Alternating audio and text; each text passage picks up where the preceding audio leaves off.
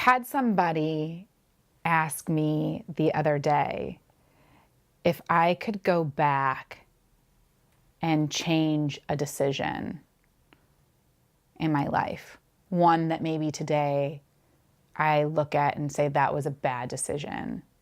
If I could get a do-over, what would it be?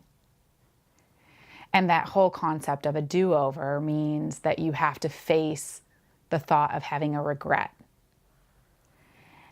which I think is such a human nature thing to do, right? To have a regret. But I'm living in a space in my life right now where I really try not to think about that or try not to have regrets, because I really do believe that the decisions that we make in life ultimately lead us to something that's supposed to happen in our lives, right? So when you think about regret, what is that? People say, oh, I wish I wouldn't have dated that person, or I wish I would have left that relationship sooner, or I shouldn't have let my boss talk to me that way, or I should have left the job sooner, or, if I hadn't taken that right turn, I wouldn't have gotten into the accident that day, whatever it is, right? We talk about these things that if we hadn't have done, maybe they would have prevented us from having heartbreak, or from being fired, or from getting in an accident, or from,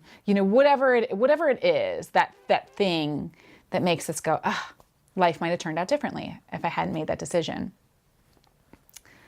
I'm of the belief that bad decision, that bad person, that bad situation, that thing you once wished away is part of what's supposed to happen to you, because it ultimately leads you to doing something else that is great. So when I would look back and go, that relationship choice was really bad, I should have gotten out of that unhealthy, abusive relationship sooner. If I hadn't experienced it, that I wouldn't have the depth of knowledge that I have now when I talk about getting out of unhealthy relationships with other women or men, because I wouldn't come from a place of understanding. Now I do. If I had left my television job on my own and not been let go, I wouldn't have the understanding of when someone comes to me and says, I lost my job too. I have no idea how I'm going to pay my bills. That the money's about to run out. I wouldn't have that depth of connection to know what that feels like. If I hadn't had the lump on my back that made me go, I might die. Like, I don't know what the heck this is, and I'm not sure what's going to happen. I might not have the same kind of empathy that I do now when someone else talks to me about, the life-changing health issues that are going on in their lives. So I really try not to have regret, but I thought about that question, if I could go back and change something, would I? So this one's kind of heavy, because there were a few things that came to mind, and this is one that even today, I do still have some regret over it. And it was Easter Sunday. I went to the church that I grew up going to.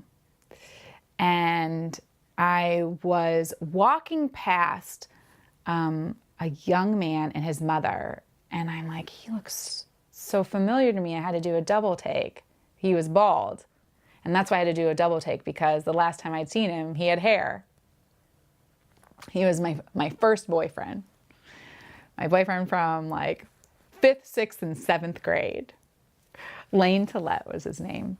And he was in church with his mother.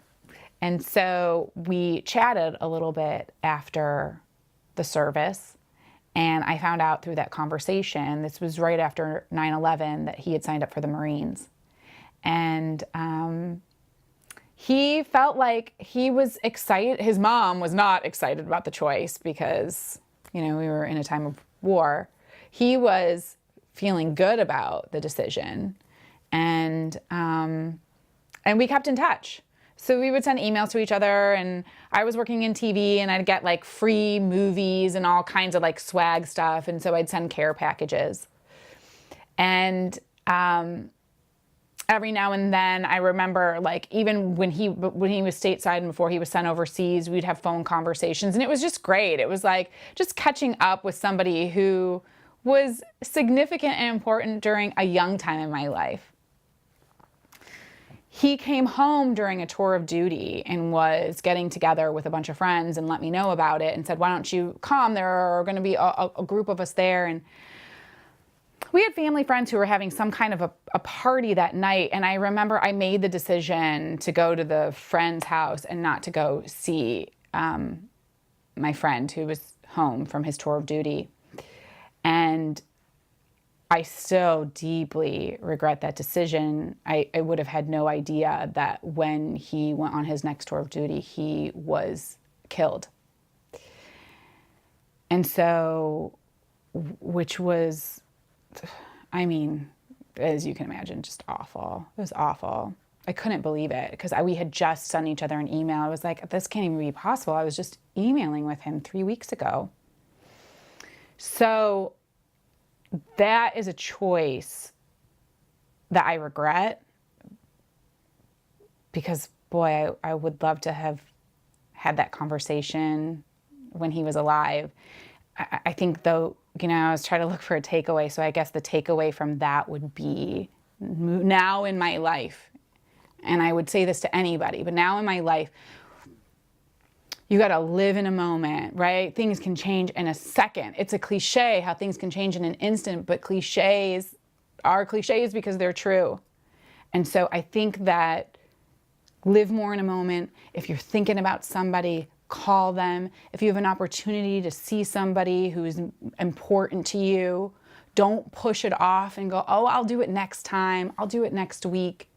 Do it when you're thinking about it. I think sometimes we get so busy, and that's normal, right? We've got things going on in our lives. We're pulled in so many directions. But if we take a little bit more time to be present and to enjoy moments and to take advantage of what's happening here and now, you don't live with a regret then.